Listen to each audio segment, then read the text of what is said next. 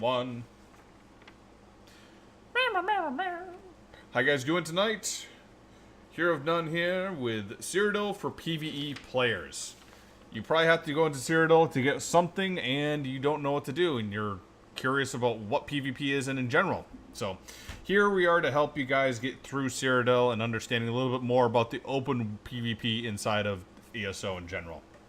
So first question that usually comes up is, why would you subject yourself to PvP? Why would you have any inclination to do such a thing? Well, there's a few reasons here, and we'll go through a few of them. So first, most people are going to go into PvP for Alliance War skills, so assault and support here.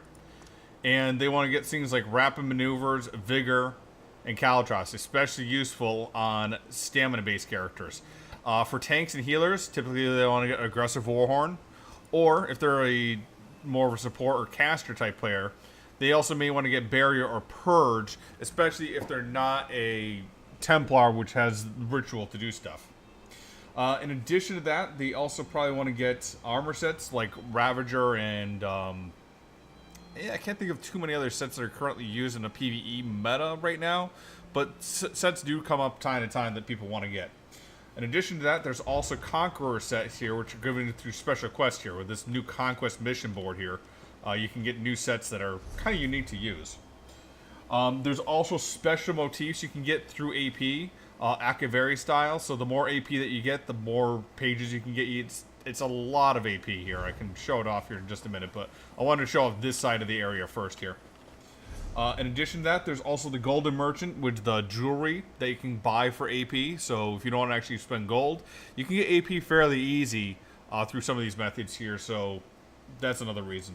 In addition to that, you also get Transmutation Stones. So you get 50 for getting 20k AP in this campaign before it ends. So usually a 30-day campaign. And you can also get Transmutation Gems through Rewards of the Worthy on a daily. It's only once per account, but these Rewards of the Worthy, you loot those up. And you're always going to get a Transmutation Gem at least once on that. Inventory is full, so I can't actually pull it out. Let me see if I can fix that real quick here. We don't need that. Thank you. So yeah, open that up. You get a gem, open that up, and look, 10 transmute crystals. That can be stacked on top of all the pledges you're doing, on top of everything else there. And Rewards of the Worthy really only take about, last I saw, it was either 3,000 or 5,000 AP, but don't quote me on that. But it's pretty easy to get that AP with some of these methods here. So, first, buffing your AP. There's only 2 ways you can buff the AP that you get. Well, I shouldn't say that, because I was thinking ESO Plus, but not really anymore on that here. But really the only real way is Blessings of War. Blessing of War is a 20% Alliance point earned bonus. It's only active while in Cyrodiil and in Cyrodiil Delves. And how do you get this buff? Well, unfortunately, you're going to have to go into Delves to get it. So all those little caverns here that they have around here. We're using map pinions as well to see some of this stuff here, but yeah, some of these little caverns here are where you want to go for this stuff. And each one has delve bosses in there. They look like champion level mobs, and you might be worried about killing them, but really they're pushovers. You don't have to worry about it. Even the mobs in there are kind of pushovers as well, so don't worry about it too much on that. On top of that, you also have other dolmens, achievements, and other stuff that you may also want to get into here if you're a PvE player, but let's focus on just getting the AP first. Now, you may wonder, what are the sources for your AP? Well, you have a few that you can do. First is quests. PvP and PvE quests. Repeatable quests here, like on this AD side. As you can see here. Battle mission boards. These mission board quests include things like capturing resources, capturing keeps, killing enemy players, and scouting. And basically all you have to do is go over into the PvP realm. Typically it's going to send you to some place that you do not own.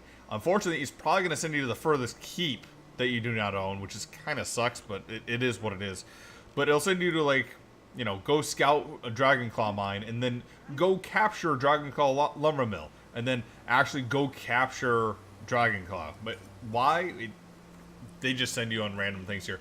You can get random ones, again, by dropping it and retaking it, but very rarely is it ever something like, go take Blue Road Keep, unless you don't have your home keeps or something like that. Usually that's the only time you ever get sent that far.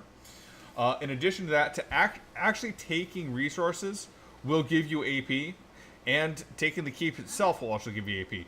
One thing that has changed, though, is you have to go in and you have to kill a guard or a player while in that area to get extra credit. Otherwise, you're just going to get baseline credit. So if you want the extra bonus for, like, fighting a bunch of enemies in that area, you got to kill something and do some damage, all right? Or heal somebody that's done some damage. Damaging enemies is also a good way to get it, and killing enemies is important as well. So damaging enemies does not just simply give you AP. Typically, somebody has to die for you to get AP. But if you just get damage on there and somebody else gets the killing blow, you still get AP for that. In addition to that, if you heal somebody that's damaging another player and then kills them, you get AP for that as well. So keep that in mind. Finally, repairing walls and doors is usually a great way to do so. Let me hop over to the other side here and I'll show you the resources for doing such things. And the other thing is defending keeps. Again, defending keeps usually requires that you heal something, like the walls, heal a player, or kill enemies that are attacking to get actual bonus points on that. Where are we here? Ah, here we go. Now, some of the tools of the trade that you're going to be using is a siege. Siege. Hello. And my recommendation for you first-timers, go ahead, get a bunch of these keep wall masonry repair kits. Go buy multiple. So go full 100. Like, not quite 1,000, but go full 100 here. Purchase, and then go around to each keep, seeing if there's a damaged wall, and repair it. I'm just going to go with 10 for right now. For keep door repair, since there's so few doors that can be broken open, I would recommend to only buy these at the keep when the keep door is damaged. Otherwise, don't worry about it too much. Typically, you only have a little bit of repair that you can have compared to the amount of damage the wall takes, simply by just sitting there and doing nothing. Siege repair kits are good to use on siege, especially if you have AP siege that you don't want to lose right away. But in general, you don't get any AP for using this, so don't worry too much about that. Also, you can buy these other things here if you want to with AP. I wouldn't, for myself personally, I don't recommend them. Just focus on your first time here, getting the keep wall repair kits, maybe a few of the keep door repair kits if needed. And then, for siege weapons here, go for the fire ballista and the fire pot trebuchet. Those both will help you. So we're going to take a trebuchet here actually right now. And we're going to show you what do these things do? Why are we grabbing some of these, and kind of what does each one of these do here? Transit Shrine here is how you transport yourself around Cyrodiil. So before you go running off from here to get to this delve here, typically it's better to use this transit system to go to one of your uncontested keeps here. And remember, you have to have at least one of your resources under your control, and the walls cannot be below 50% for it to actually work. Alright, we don't seem to have anything here. Just taking a look around, see if we have any walls that need repairing. Don't seem to have any walls that need repairing right now, but that's fine. We'll show off a little bit of the siege here.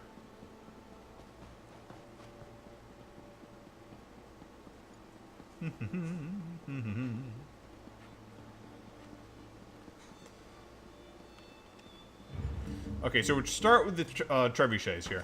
Trebuchets are typically wall siege. You do not want to try killing enemy players with these unless they're extremely grouped up and you have something called cold fire ballistas or cold fire trebuchets.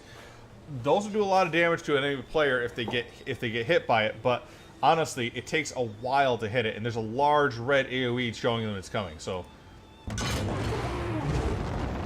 you can see that coming a mile away, and you see that red circle expanding. You have enough time to run out of that if you really need to. Instead, if you get focused simply on getting damage on walls, that's what you want to use your trebuchets for. As you can see right now, we're using a mode in Siege, which will automatically turn it. You have several ways you can set that up as well. Inside your settings, I believe it's under Siege weaponry here, and you can choose constrained or free.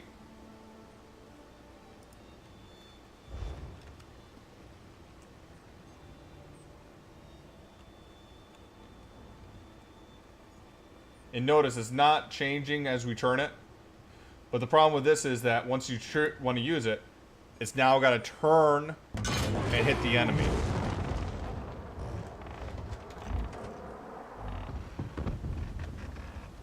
This is sometimes useful, however, because certain times when you get into like really constricted areas, it can be really hard to see things. And this free camera mode is kind of useful. Honestly, though, I would recommend, if you don't already have it, go into your settings, go into your camera, and switch it to constrained, because it's going to help you a lot more. In most situations, you should be going that. Next is ballistas. Ballistas have a much flatter rate, and they can go farther as well, and much faster as well, see? But they do much less damage, so that trebuchet typically does about 2,500 damage to a wall. This will only do about 1,000 damage. If you get stone trebuchets and you get stone ballistas here, they'll do double that damage. But again, it's only base. Ballistas are typically used better to kill other siege, however.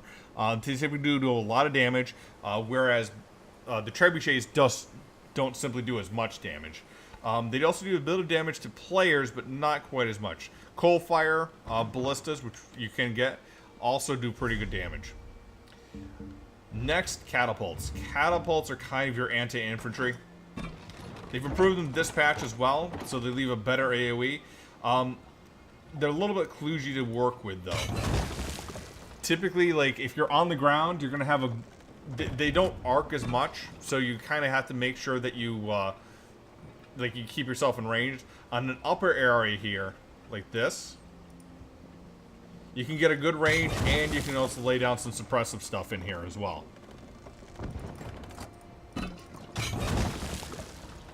Notice that you can get 2 of these off as that stuff lingers in place there.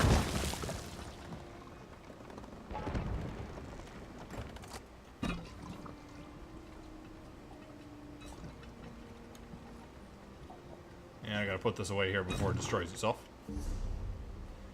And, yes, oils are fun. Oils are sort of your anti-door mechanic here. So you have somebody below you here. Go ahead, put some oil down. Just drop it on their head. Note, there is a minimum distance that oil has to go. So just putting it on top of a rock won't actually activate it. It has to fall a certain distance to actually hit them. Typically, it's the height of a keep wall here. And in the front door, you can put them in 2 locations. Let me show you.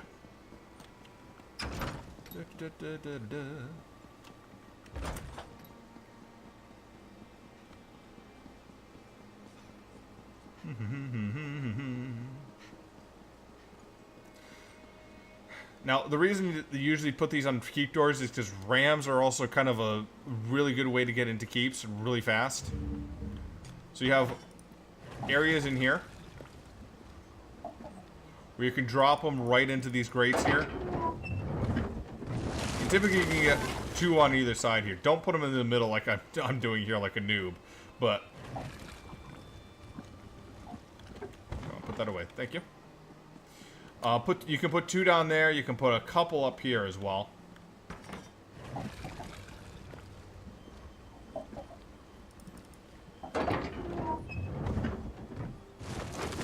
Lay down some steaming oil right on top of somebody's head.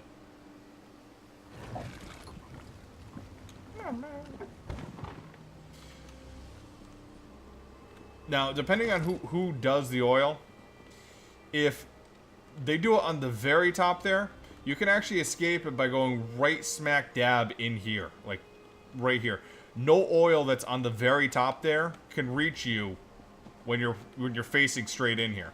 If it's in here, however, you're kind of boned unless you have a lot of good healers that can heal that, and you can also tank it pretty well. So yeah, that is a major factor as well. But one of the reasons you want to actually get up onto the door like this is because of battering rams, which I can't actually put up because I'm not near an enemy door.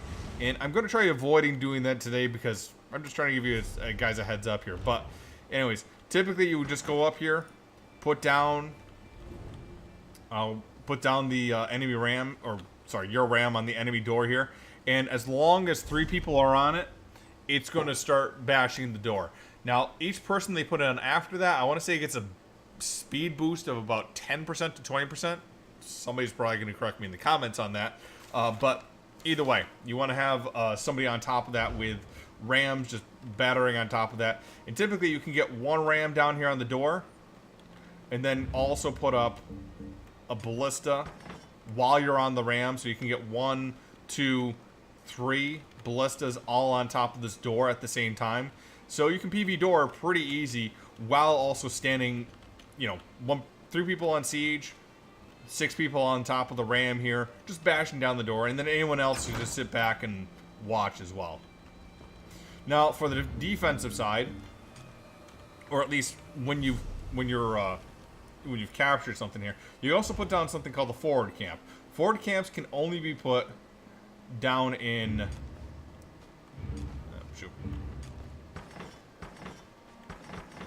you have to be Alliance rank 6 or higher to put it on there. So new players, you're not going to be able to put it down here, unfortunately.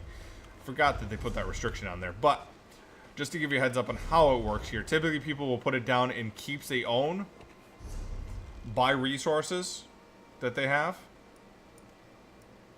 or just simply out in areas that will still capture that as well.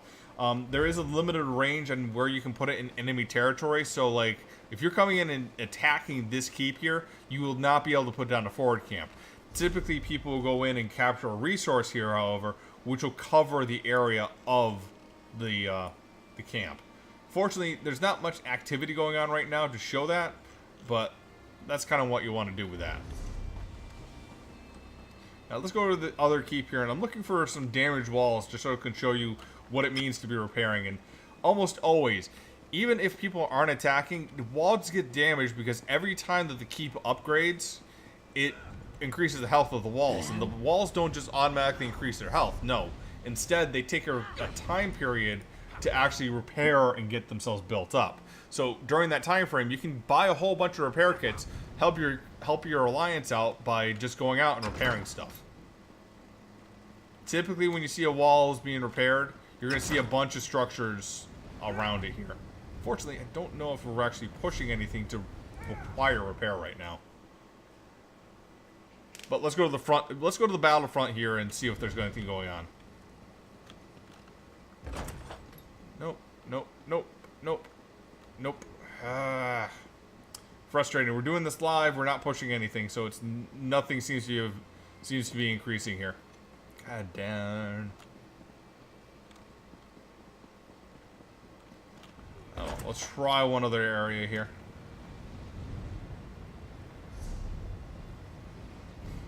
These two might be my best bets. Simply because they seem to be the most recently captured that might actually have some upgrades. Ah, here we go. So see this keep wall? All these keep walls are slowly getting upgraded, and as they upgrade,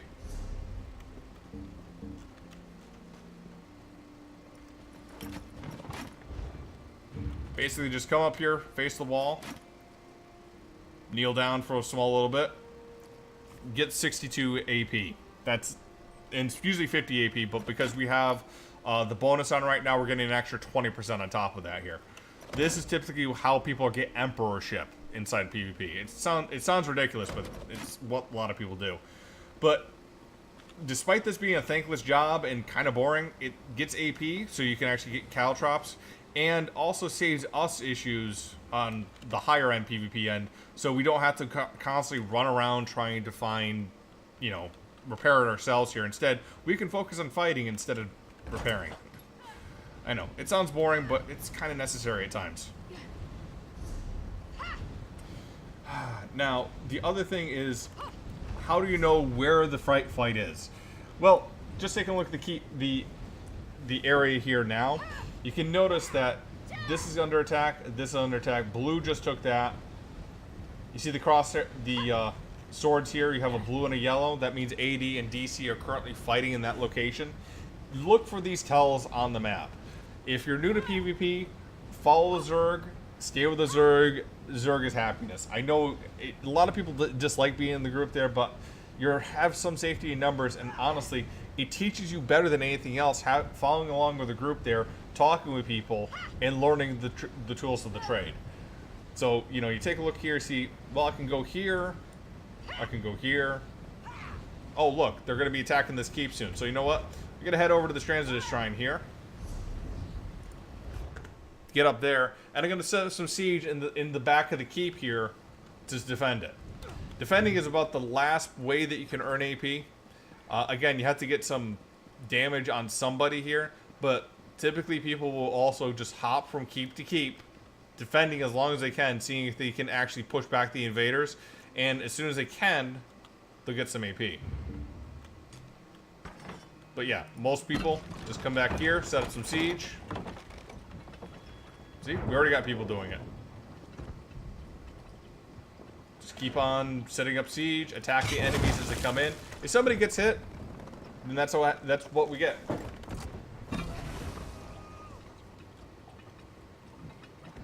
Don't worry about friendly fire. There is no friendly fire inside PvP, despite a lot of people really wanting it.